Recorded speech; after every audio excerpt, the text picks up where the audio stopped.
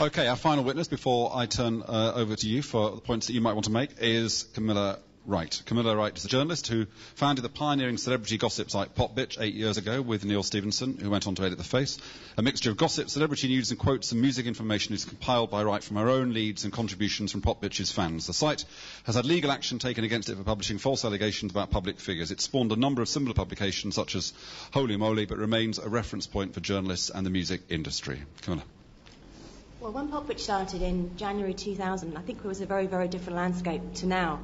One of the reasons for starting it was that in the world of celebrities and popular culture, pretty much every information that came out was copy controlled and approved by celebrities and their organisations they work for themselves. That led to a very, very boring world. So we started Popbitch. It's a weekly email newsletter. You get a magazine in your inbox every week. Just really, the idea was sort of to police that world, to show elements of hypocrisy, maybe to make some scoops, but also just to show that world in a bit more of a human light. So, for example, we'd have threads of absolute trivia, and it was these that I think connected with people just as much as any kind of big piece of gossip. It wasn't going as far as, say, the Twitter world, but I'll give you a couple of examples. Most weeks we had a thread of, this week's celebrity pet, so it'd be a film star and where their dog went for walks, what they were called, what dog bakery in Los Angeles they chose to go to. Just real trivial details, but these kind of things made a connection. We then do things which would be, I guess, less likely to be, we thought, wanted to be information that celebrities would want to have out there. So we'd have a thread of a celebrity urinal, which was, I stood next to a famous person at a urinal and this is what I saw. So that'd be things like that. But since then, we've sort of been hit by a tsunami of private information that's been voluntarily given up by celebrities themselves. I mean, making and then marketing your own sex tape is a perfectly acceptable career move now. You have people with 24/7 cameras in their houses giving out every bit of information. You look on the magazine shelves in the shops every week. There's a wedding, a birth, my miscarriage, my relationship hell. People on television going on TV willingly having sex with each other to be famous. So the world is different, and public and private life does seem to be changing massively. But it's not that simple. I think we live in quite a confused world, because at the same time we have a privacy law in Britain for the rich and famous in all but name. It's just a creeping law built on the Human Rights Act. Anybody who wants to, with the money, seems to be able to invoke Clause 8, your right to a private life, to stop information from coming out. And most times they're successful. For example, last year there was a very famous sports figure who was having an affair with a woman. Her husband wanted to tell people. He has managed to get an injunction to stop the husband telling anybody that his wife was having an affair with this man. Very often there are Premiership footballers with injunctions stopping any information about their one-night stands coming out.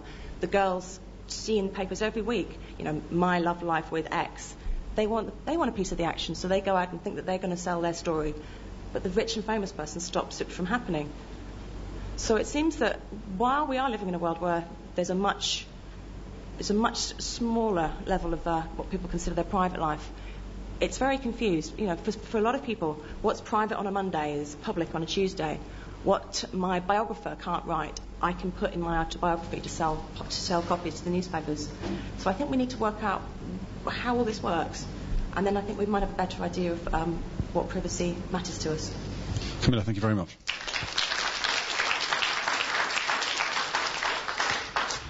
Ian.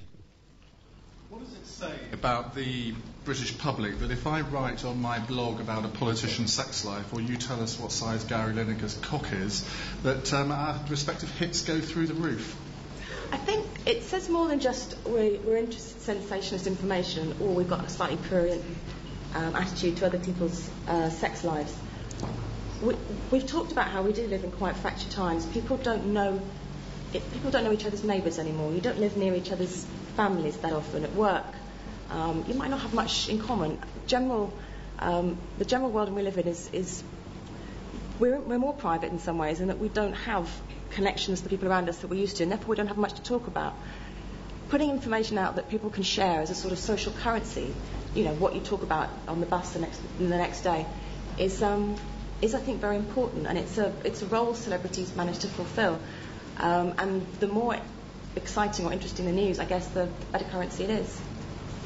Claire?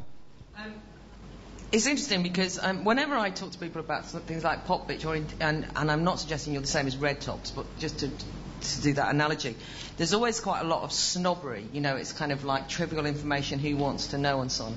But I sort of see it more as an invaluable tool of investigative journalism. But what I'm interested in is what you think about the fact that one of the things that maybe Popbitch has done that I don't like is that you seem to have set a standard that even the most serious of politicians want to indulge in, because it's not just the celebrities revealing all. I mean, Sherry Blair has given us far too much information, as indeed as John Prescott. Why do you think that serious public figures want to trivialise their lives by acting as though they would rather like to be on Popbitch? I mean, what does that say? I think it's purely financial. There's nothing else at all that makes you think that people want to show all and tell all.